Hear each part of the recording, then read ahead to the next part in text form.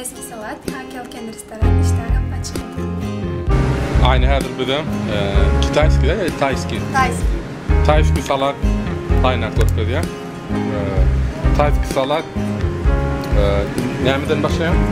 Birinci soğan gidiyor. Soğan gidiyor.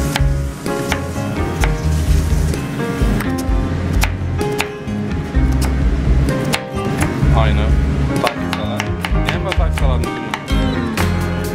Balgar burç geriye paprika.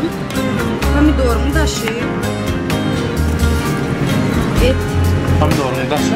Ova. Pomidorun şkurgasını alıyaz. Şunun miyakısını koyuyaz. Daşın salata hoş ya. Ova. Soğan bilen et koyuyor ya. Ha. Tayski salat bir takma ara. Ova.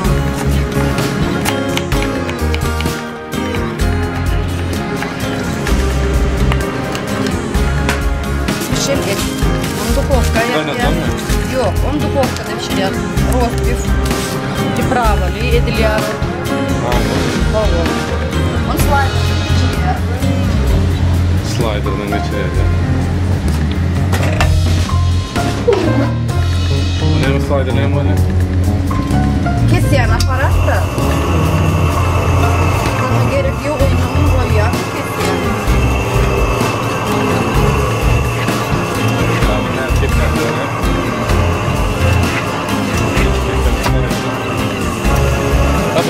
Ulan kalıplar ne ama ben Var dolma. Pomidorun bir de daşın alıyor.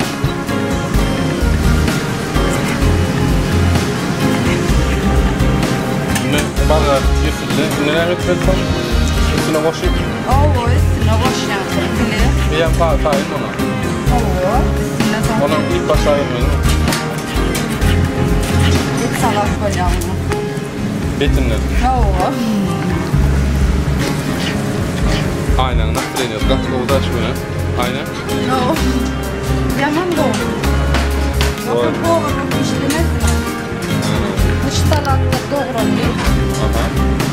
Şöyle salon kesiyor.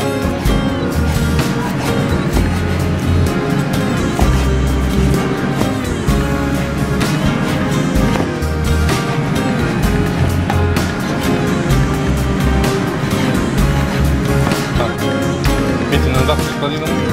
Oo, şöyle ne? Soğan ne?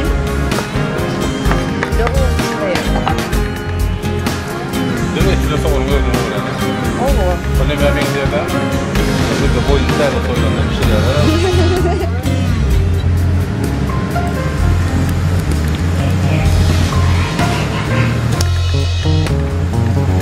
Buna bakalım ya adam.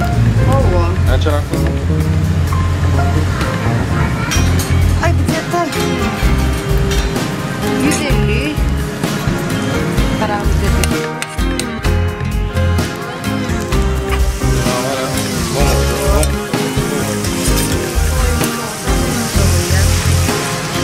Bunlar ayrı ya.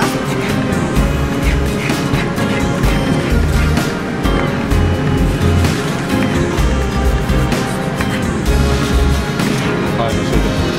Duş oy, panel olmak. Duşoy işlep yürümüzü çok zakatımızın boya. Yeterli şu kuhnyada kliyent довольны болып kalmalı. Ne için lezzet alayan klient davul olmalı? Жаңа edip övüyorlar. Edip pişiren naharlamız.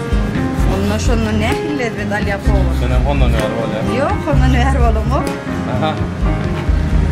Özüme приятно oluyor ama yemişe yine koyuyorsun bilen işten duruyor da. İyi, tamam. Ne de onu halen öyle.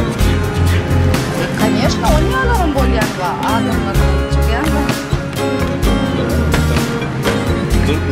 İnanca Duş oy yetmez var mı böyle? oynuyorlar mahallar.